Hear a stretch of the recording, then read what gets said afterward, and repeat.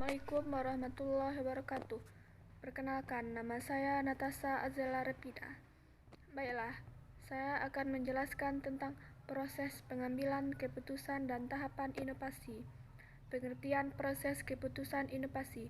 Proses keputusan inovasi adalah proses yang pengambil keputusan mulai dari yang pertama kali tahu adanya inovasi, kemudian dilanjutkan dengan keputusan sikap terhadap inovasi, penetapan apakah ia menerima atau menolak untuk berinovasi, implementasi atau perwujudan dari inovasi, serta konfirmasi terhadap keputusan inovasi yang telah diambilnya.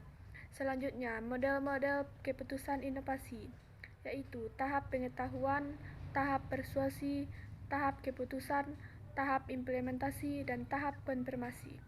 Selanjutnya, ada saluran-saluran komunikasi berdasarkan tahapan-tahapan dalam proses keputusan inovasi, yaitu 1. Mengategorisasikan saluran-saluran komunikasi, yaitu seringkali sulit bagi kita untuk membedakan antara sumber pesan dan saluran yang membawa pesan tersebut.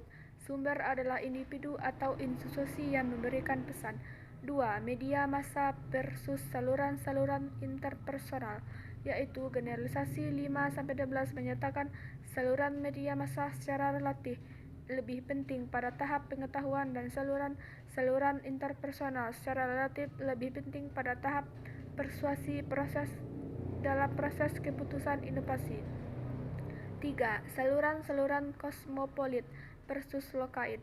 Generalisasi 5-13 saluran kosmopolit secara relatif lebih penting pada tahap pengetahuan dan saluran lokait secara relatif lebih penting pada tahap persuasi dalam proses keputusan. 5.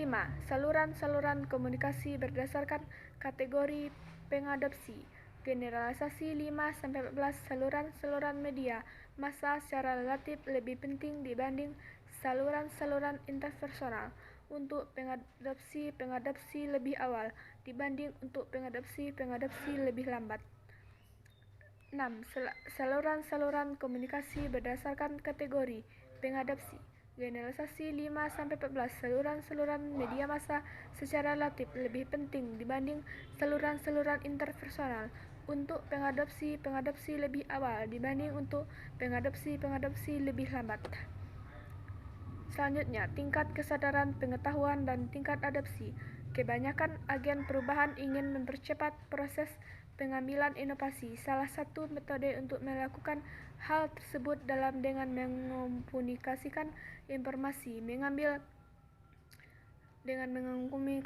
informasi mengenai gagasan baru secara lebih cepat sehingga pengetahuan dibuat pada waktu yang lebih awal.